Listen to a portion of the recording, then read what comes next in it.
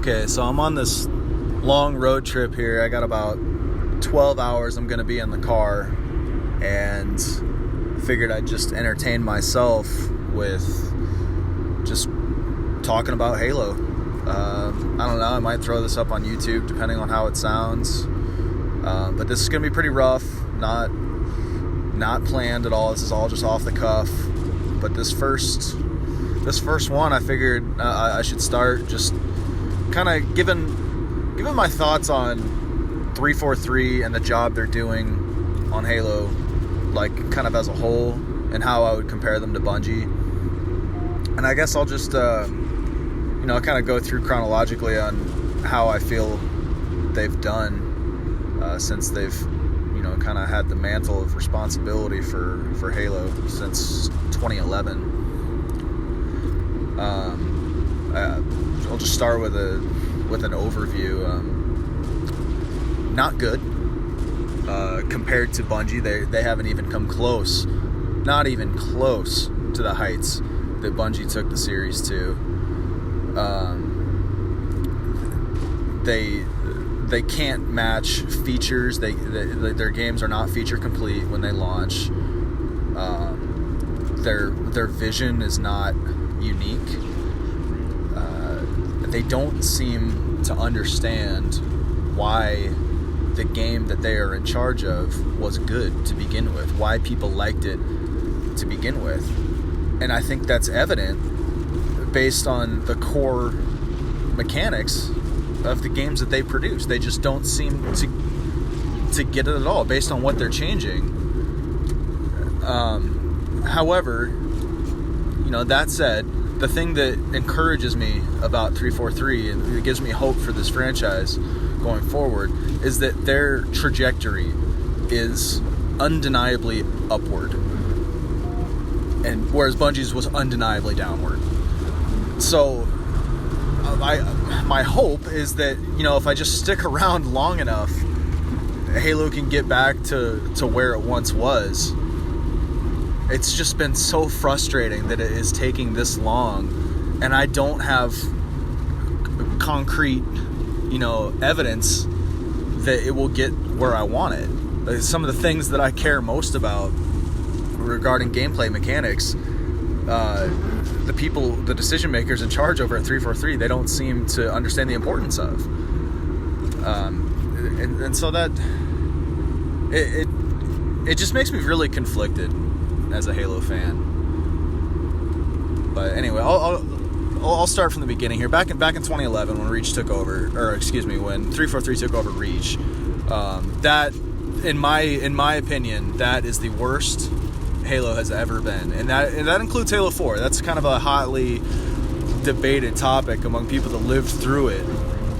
As what was worse, Vanilla Reach or launch Halo 4? Because they were both just so bad. But the Vanilla Reach is the only Halo that was so bad that I refused to play it. I gave it a shot. I wanted to like it, and I just couldn't do it. I spent almost all of late 20. I played Vanilla Reach for about a month and a half, and I spent the last part of 2010 and almost all of 2011 playing Battlefield Bad Company 2, because the Reach was just so awful I couldn't take it. So 343 takes over in 2011, and kind of quietly. I don't remember it making a ton of news right away for the people that weren't involved in Halo anymore. But they take over and they patch the game, and they reduce bloom in some of the playlists. They add in options for no bloom, which MLG, thank God, took advantage of. And then they made a bunch of other balance adjustments, and the game was way better as a result. Like playlists like Multi-Team and Big Team Battle and Rumble Pit were like actually really fun again, based on the changes they made. And I was working at Best Buy at the time, and a coworker of mine invited me over to play, me and a few other people, and we had a team of 4 just play matchmaking one day. I came over to his place, brought my Xbox, and I hadn't played the game since it had been patched. And this was like early 2012. I think it was like January of 2012. where we first did this. So I was a few months behind, and we had a great time. Like, we were just destroying, and I was like, oh my god, Halo's fun again. I didn't even realize, 343's, they've done a great thing here.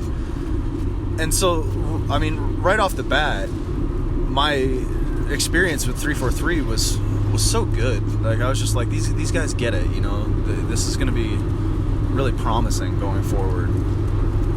And if you lived through that in early 2012 and you saw in a half mile, keep left to stay on I-70 West. Yeah, sorry, like I said, I'm on the road. But if you lived through that in early 2012 and you saw the changes that MLG made to their settings and the resurgence that Halo had, just with no sprint, no bloom, and some decent maps. Keep left to stay on I-70 West. Even though they were made in Forge, like, it was such an exhilarating time. It was like, finally, we made it through the storm, and we're back. Continue on I-70 West for 107 miles. But 343, they didn't go all the way with it. Like, they didn't change the whole game. They still they were tiptoeing around it. They couldn't just acknowledge that what they had done to the game was objectively better, and so they left half the game not updated, and so that creates this stupid divide.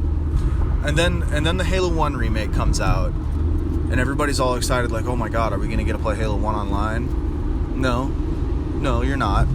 You're gonna get to play Reach settings on some remastered maps, some of which are so unbelievably awful that still to this day, the Solitary remake, the remake of Prisoner Solitary, like, the updated version of that with the 4 levels and all the stupid clutter everywhere, like, the version of it that's meant to be played with jetpacks and sprint, is the worst map ever made, at least in Halo.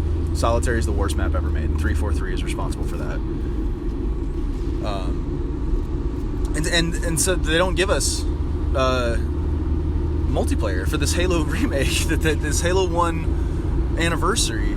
All we get is this stupid anniversary playlist inside of Reach, and it was like, well, shit, man. Like, okay, these guys maybe they don't get it as much as we thought they did, because, like, the anniversary playlist had bloom on the pistol, and, like, obviously you can't really change the power-up traits. You can't be, like, nading down camo or anything like that, because the power-ups don't work like that in Reach. But it was like this silly, like, half-measure version of the game. It was still better than default, but it was a cause for pause. But anyways, coming out of Reach, I think everybody's opinion of 343 was like that they're better than Bungie, because Bungie had just been trending down so hard ever since 2004, and so there's anticipation for Halo 4. It's like, okay, this is 343's first game on their own. Like, what are they going to do? And then we see the trailers and the pre-release footage with the Promethean vision and the armor abilities. And to this day, it is so mind-boggling to me that you're inheriting a franchise that trended up from 1 to 2 to 3 and then began to trend down with Reach. And what do you copy? Of all the things to emulate, why would you pick Reach? It began the downward trend, and they took everything from it and just expanded on that. Why? Why would you pick Reach? Why would you not pick Halo 3? Like, pick Halo 3's features with Halo 2's gameplay? Like, that just seems so obvious to me that's what they should do. But they don't. And so they have all these armor abilities and everything, and then they just completely Call of Duty-ify the game with the loadouts and the perks and the score streak. It's not even a streak, because you could die. Like, you're just guaranteed to drop 2 things from the sky every game, unless you're just getting just blasted in the ass. You're gonna at least get 2 ordnance drops, and they're random, and then there's no power. The power weapons on the map are random. You don't know where or when they're gonna spawn. Like, it was just like, whoa, you guys don't get it at all. At all. Why are you in charge of this franchise? This is so bad. Like, you're looking to Call of Duty to get back to the top. The only reason Halo ever left the top was because it started changing shit with Reach. It was on top with Halo 3. The only reason Halo 3 ever left the top spot before Reach came out was because the game was 3 years old. Like, for like 2.5 years, it held the top spot against like several Call of Duty titles. Why would you not emulate 3? Why would you emulate Reach and then take all the worst parts of Reach and just like expand on that? My God, Halo 4 came out 6 years ago and it still pisses me off that you could get put in charge of this franchise and be so utterly clueless as to what to do with it. So 4 comes out, it's an absolute disgrace. Black Ops 2 comes out like 2 weeks after it, and I'm sure people have seen the population graph of the absolute just downfall, the plummet of population 2 weeks after Halo 4 came out, and they never ever recovered from it. And it deserved to fail, because it was like the biggest identity crisis Halo's ever had. It didn't understand who it was or what it was supposed to be. So and then the Turbo update comes out, like maybe, I don't know, 6-7 months after the game is released, and it addresses a lot. Like, it was encouraging. They're like, okay, maybe you have power weapons spawning at set times and set locations again. Bullshot got nerfed. You got more prevalence of game types and matchmaking that are standard loadouts, you know, BR and AR starts. I mean, the Turbo update was just phenomenal. It helped the game so much. They added CSR. They added ranked matchmaking back in, even though you had to use a freaking website to see what level you were. I mean, the Turbo update made the game playable for me. I'm lucky that I was in basic training through most of Halo 4's time before the Turbo update came out, because by the time I was able to play Xbox again, the game had been updated and it was fun. So I missed a good like 3-4 months of Halo 4 at its worst, which I think is why I was able to have so much more fun with the game, because the people that played it through all of those first 6 months just played the absolute worst of the game, and they may have never played it after the update just because they got so sick of it. Kind of the same way I was with Reach. Like, if my buddies didn't invite me over to play, I wouldn't have known about the title update to Reach. I may have never played it again. And I'm sure there's tons of people that had that experience of Halo 4. But anyways, Turbo update rocked. It made me have faith in 343 again. Like, okay, maybe they've seen the error of their ways. Halo 4 at launch was completely inexcusable. I cut them zero slack for that. I don't know how. It's such an inexcusable starting point to have to claw your way out of. It never should have been like that. Kevin Franklin, I blame you. If you ever hear this, I hope you never touch Halo ever again. I think you're the worst thing to ever happen to it. I wish you success in whatever game you're trying to make now, but it should have never been Halo. Halo is a casualty to your vision, as far as I'm concerned. But, so going into Halo 5, I was like, alright, they're on this upward trajectory now. They made this massive improvement with Turbo update. What can they do with 5? And 5 has its own whole slew of problems. But overall, it was a pretty huge improvement from 4. Like, you know, you got even starts. There's no ordnance drops. Like, you got that arena gameplay. You got the, you know, the static times on power weapons. Like, the core of it is what it should be. Where they screwed up was, one, lack of content and resource allocation over to Warzone and Breakout instead of to Arena and Big Team Battle. But 2 was the movement. And the movement continues to be a problem to this day. Like, if you come back to Halo 5 after playing other games, it is so hard to get back into the game because the floor, the barrier of entry to the game, the skill floor is so needlessly high. It's just ridiculous, the movement in the game. And then you combine that with how badly they botch the aiming, and just basic things in this game, routine kills, are so much harder than they should be because the movement is so convoluted and the aiming is so bad. And I don't know, like they made so many improvements from 4 to 5, but they left so much on the table that. And still to this day, after all these patches and all these updates to the maps and tweaking the weapon layouts and everything, like they still don't get it. Everything I hear about Quinn from behind the scenes, especially regarding like weapon sandbox stuff, dude just doesn't get it. They really don't understand why Halo worked in 1, 2, and 3 at its best. When Halo is at its best, with the best settings in the game, they don't get why it was good. Because you still have these weapon upgrades on the map. It's easy mode weapons.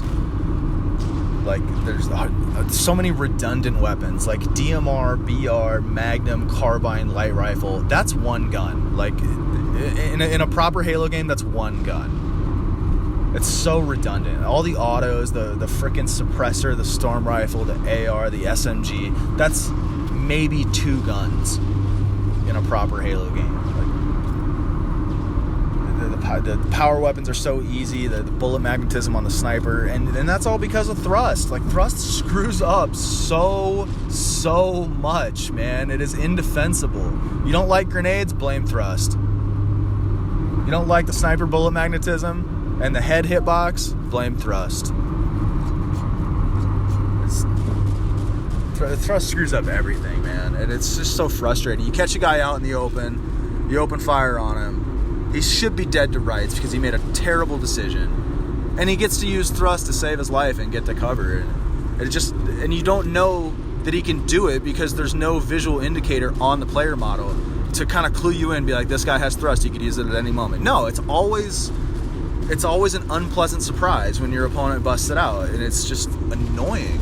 It's freaking annoying. Like, you have to call out to your teammates that the dude's thrust is uncool, and it only lasts for like 4 seconds. And then the respawn times being 8 seconds in every game mode, even CTF. Like, it's just so dumb. Like, the game is like artificially fast to the point of just being unpleasant. Like, the movement and the respawn times and how fast you need to act is fast, but the kill times and the average time to kill somebody is so slow because of all the garbage movement crap. It's so hard to just pin somebody down and actually kill him.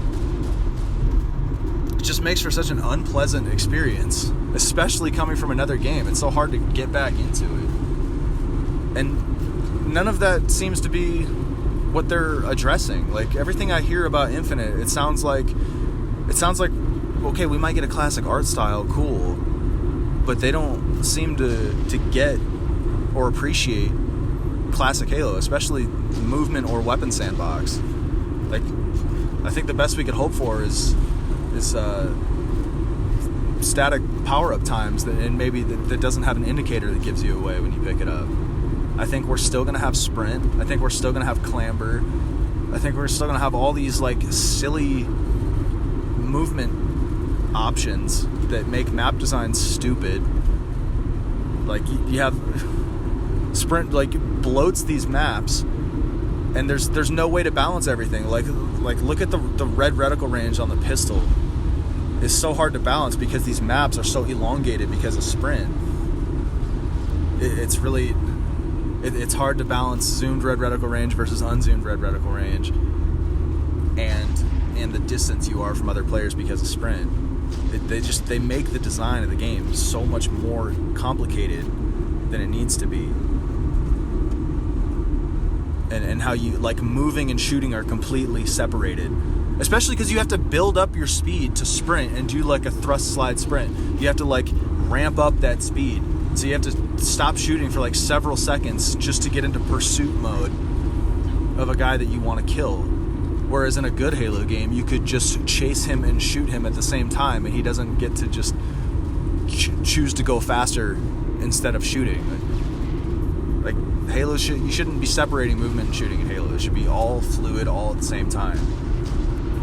And it just seems like Quinn has no appreciation for that. It's very frustrating. It's very frustrating, especially because when you look at Halo when it was at its peak, it never failed. It never failed. They just put out a new game that was a disservice to everything that came before it, and that's when it started to fail. And I don't know why we can't use Halo at its peak as the baseline for what to do going forward. I don't get it. What people just say, oh yeah, it wouldn't work now. It'd BS, man. It absolutely would. The only argument is that it's too slow. Okay, alright. You think no sprint's too slow? Play Doom. Play Doom 2016. Tell me that game's slow. It's just ridiculous, man. All you need is a fairly fast base movement speed with a good strafe and a high field of view. The only reason Halo 3 felt slow is because your field of view is like you're looking through binoculars. Like, it's so tight. Like, have you ever seen like modded footage of Halo 3 played on PC where they like jack up the field of view? It feels like you're flying around the map. The speed increase that Sprint provides is just an illusion. And it has so many detrimental effects on gameplay. I wish I could make the people in charge, the decision makers, I wish I could make them understand that. But yeah, going into Halo Infinite, man, like, I don't really know what to expect. I'm hoping for the best, but I don't think 343 is there yet, man. I still don't think they get it. I think they get some things. They've seen the light on some things, like D-scope and static power items, but there's still some glaring things about Halo that they just don't get yet.